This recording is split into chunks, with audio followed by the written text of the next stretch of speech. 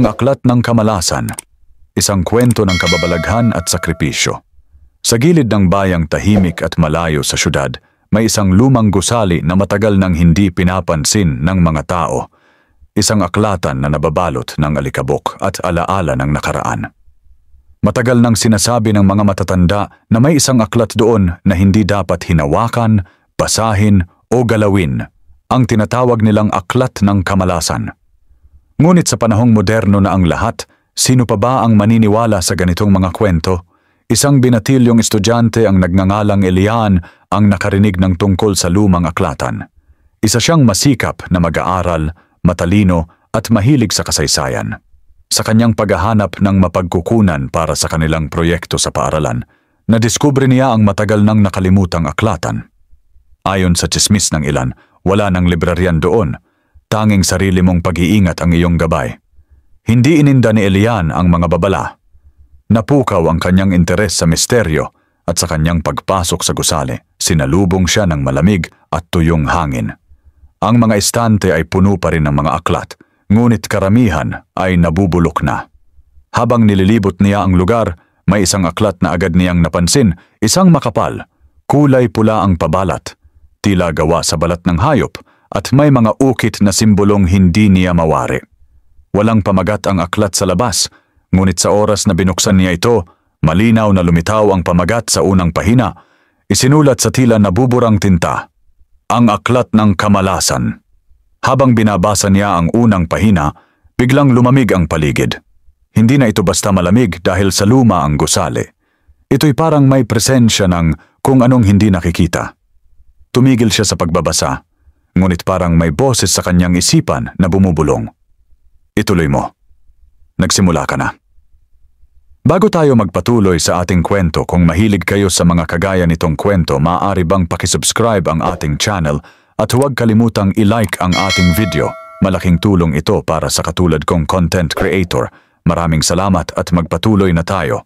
Ang mga pahina ng aklat ay puno ng sinaunang teksto, kasaysayang hindi pa naitatala sa mga libro at mga ritual na may kaugnayan sa dilim, mga dasal na tila tumatawag sa espiritu.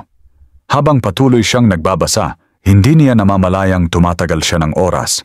Sa bawat pahina, mas lalo siyang hinahatak ng aklat, parang sinisipsip ang kanyang enerhiya, kapalit ng kaalaman. Kinagabihan, nagsimula na ang malas. Una, natumba ang kanilang ref habang walang lindol at nabasag ang lahat ng laman nito. Pangalawa, ang alaga nilang pusa na si Lando ay natagpo ang patay sa loob ng aparador, wala namang sugat o senyales ng pagkasakal. Sa ikatlong araw, ang ama niyang malusog at masigla ay biglang naospital matapos atakihin sa puso. Hindi agad inisip ni Elian na ang aklat ang may kinalaman dito. Ngunit nang masdan niya ang aklat sa kanyang mesa, nakita niyang bukas ito sa pahinang hindi pa niya binabasa. Sa gilid ng pahina, may bagong sulat. Ang kaalaman ay may kapalit. Ang bawat sagot ay may kabayaran. Muling bumalik sa kanyang isip ang babala. Huwag galawin ang aklat na may pulang pabalat. Ngunit huli na, hindi niya maibalik ang hindi na mababawi. Gabi-gabi, pinabangungot siya. May isang matandang babae na may pulang mata ang laging sumusulpot sa kanyang panaginip. Nakasuot ito ng itim na belo at sa bawat paglapit, lumalabo ang paligid. Ikaw ang pumili, ikaw ang magbabayad. Nagsimula ng mabaliw si Elian. Ayaw na niyang basahin ang aklat, ngunit tuwing sinusubukan niyang sunugin ito o itapon, bumabalik ito sa kanyang mesa, laging bukas, laging naghihintay. Para bang buhay ang aklat, isang nilalang na may sariling isip. Sa huling pahina, may nakasulat na kondisyon. Kung nais mong itigil ang sumpa, ibalik ang aklat sa pinagmulan nito, ngunit may isang kaluluwang kailangang isakripisyo, ang mambabasa o ang mahal sa buhay. Napaluha si Elian. Alam niyang siya na ang susunod. Sa kanyang huling araw sa paaralan, tila normal ang lahat. Ngumiti siya sa mga kaklase, niyakap ang kanyang ina at kinausap ang lolo niyang dating guro. Ngunit sa loob ng kanyang puso, alam niyang ito na ang katapusan. Nang gabing iyon, bumalik siya sa lumang aklatan, hawak ang aklat sa kanyang mga kamay. Sa gitna ng aklatan, inilapag niya ito sa lumang mesa kung saan niya ito unang binuksan. Pumikit siya at binigkas ang dasal sa huling pahina. Ang mga kandila sa paligid ay biglang nagliyab. Ang bintana ay pumutok sa lakas ng hangin. Sa likod niya muling lumitaw ang matandang babae. Isang kaluluwa ang kailangan. Alin ang isasakripisyo mo, Elian? Saglit siyang tumahimik at sa huli ngumiti ng mapait. Ako na lang po. Ako ang may kasalanan. Sa isang iglap, naglaho ang apoy. Naging tahimik ang paligid. Nang sumunod na araw, wala na si Elian.